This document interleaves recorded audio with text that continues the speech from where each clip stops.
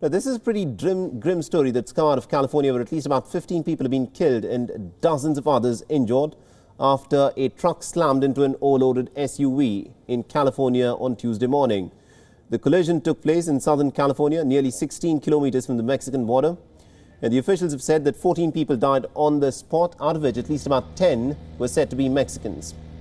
Now, according to the first responders' account, when the police arrived on the scene, a few of the 27 passengers travelling in the crumpled 1997 Ford Expedition were trying to get out of the vehicle, with the front end of the truck still pushing into its left side.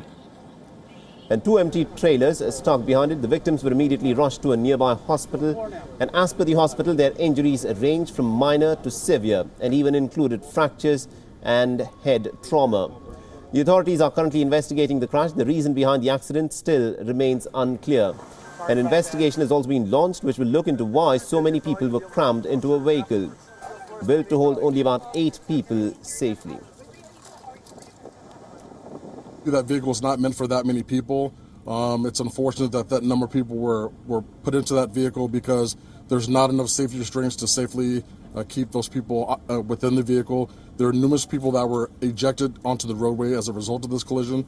So part of our message is to make sure that we get out to our communities and make sure that safety restraints are part of the picture to save lives. WION is now available in your country. Download the app now and get all the news on the move.